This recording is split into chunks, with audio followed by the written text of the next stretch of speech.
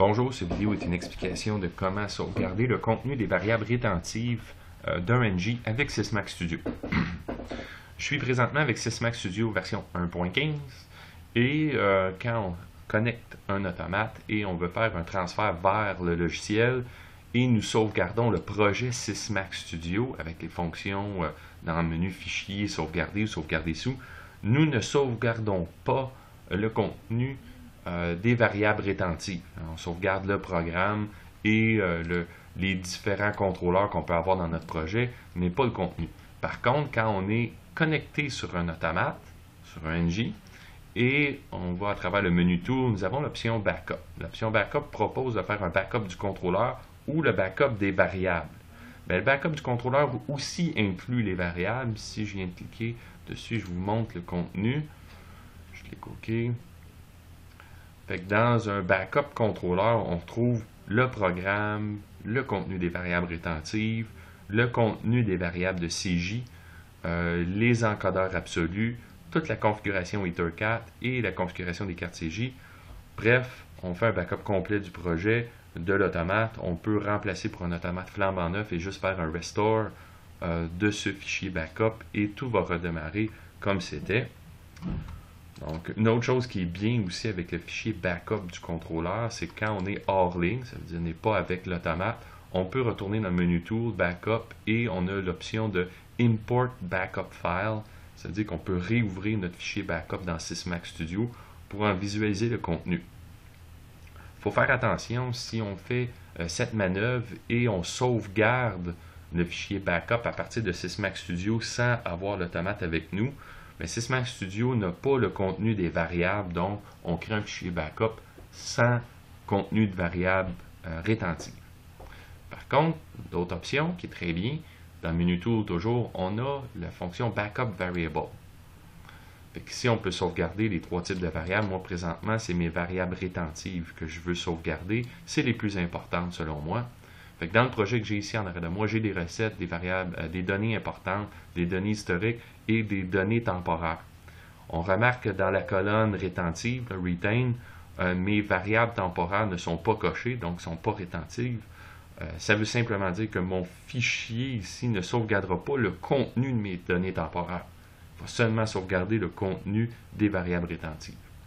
Donc, je sélectionne un nom de fichier, je vais juste faire un test 3. Donc, comme ça, sauvegarder et exécuter. Sysmax Studio crée le fichier XML.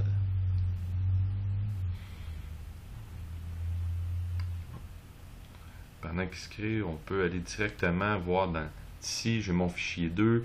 Je peux aussi ouvrir les fichiers XML, ça c'est des fichiers de variables qu'on vient de créer avec Excel. Si je clique à droite, je fais ouvrir avec Excel. Excel supporte les fichiers XML. Il détecte que c'est un fichier XML. Il dit, veux-tu l'ouvrir comme une table? Non, je veux utiliser les sources XML qui est ici. Donc, l'option source XML. Je dis OK. Maintenant, Excel apparaît comme ça ici avec le source à droite dans une panne. Bon, pour que le fichier soit réutilisable, il faut absolument mapper le header, l'entête, comme ça ici. Et si on veut voir les données dans le chiffrier, il faut aller chercher le répertoire item et venir le placer dans le chiffrier. Et ensuite, cliquer à droite sur le tableau que Excel a créé et faire la fonction de rafraîchir, le refresh. Ceci prend quelques secondes. Excel va lire le fichier XML et remplir le tableau par lui-même avec le contenu des variables rétentives.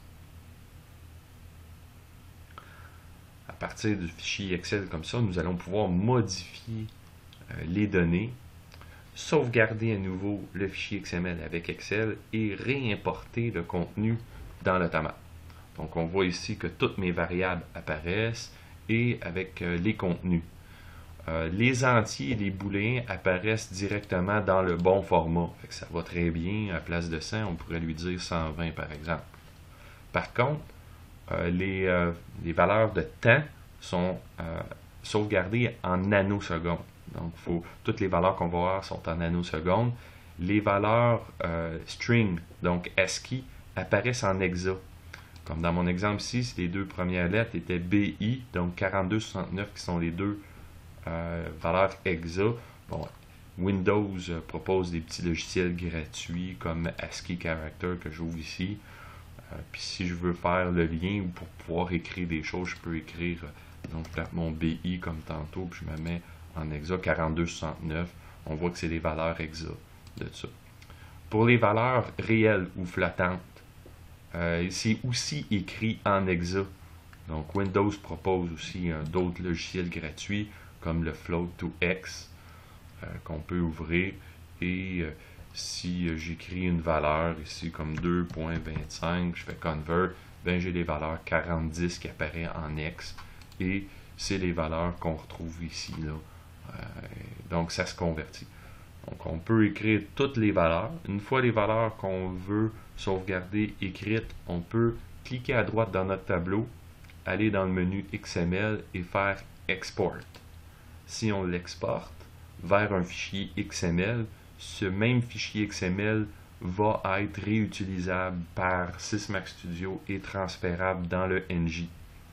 Pour qu'il soit réutilisable, ne pas oublier de mapper l'entête qui est ici, donc qui était de prendre le header et venir le placer dans le chiffrier avant de faire l'exportation.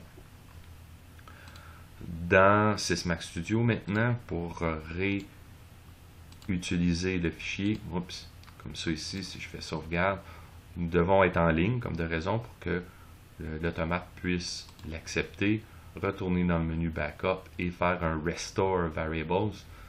Et de Restore Variables, on vient sélectionner notre fichier XML qu'on a créé avec Excel. Et le tout va fonctionner. Donc j'espère que cette vidéo va vous aider. Si vous avez des questions, contactez-moi sur HomeRunBiz.